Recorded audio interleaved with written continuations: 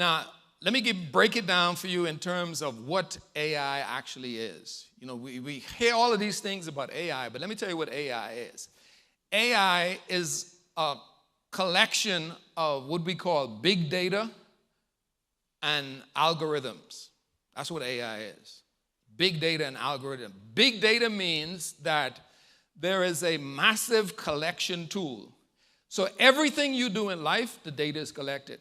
So you go on the internet and you say, I want to give me some information about Walmart. The minute you go onto the internet, all of your information is captured and is stored. So big data has all the information, almost, I shouldn't say infinite because it could never be infinite, but it has an incalculable amount of information stored on every single human being who's ever touched an electronic device on earth.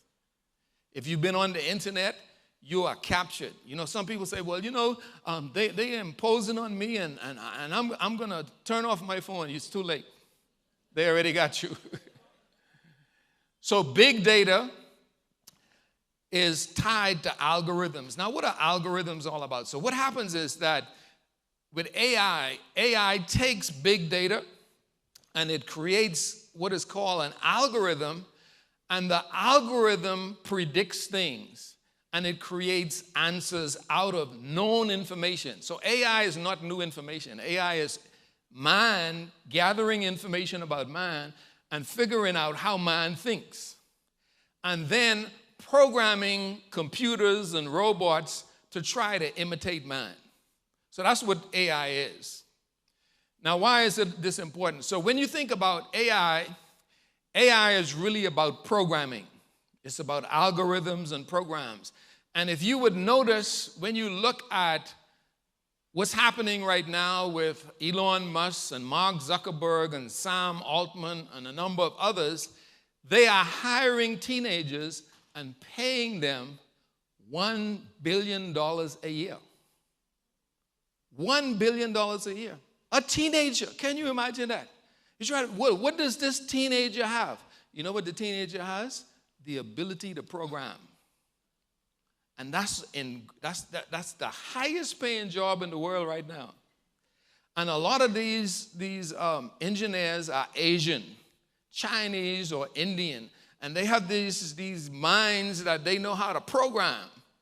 And this is an example of a program there. So you have all of these codes and different things that you are implementing to a system. And what it does, it produces a result.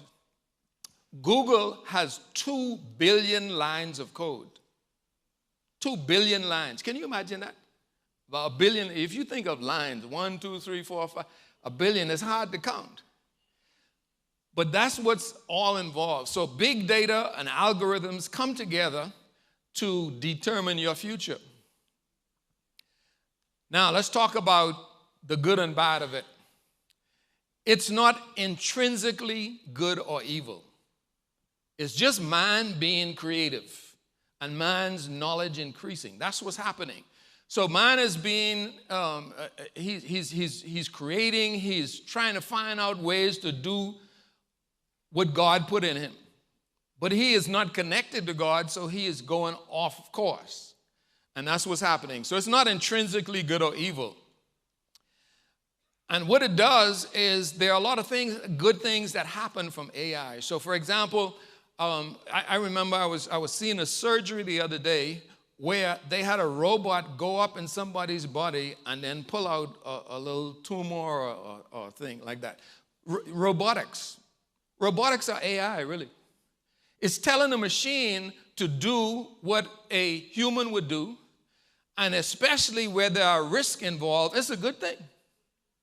You know, none of us could actually go inside of a human and then pull something out, but you get this little camera and this little robot, and it goes up there, does the job. So it can be good. AI also helps to automate a lot of tasks. So AI is automation and predictive analysis. So it predicts based upon information. AI gets answers from known phenomena. So it takes information that already exists. So let's say, for example, 16 people crossed the road and they go left. AI will record that, and when you want to know about crossing the road, it will tell you how to cross the road based upon information that it gathered, that it analyzed, and it created what is called predictive analysis. Am I making sense so far?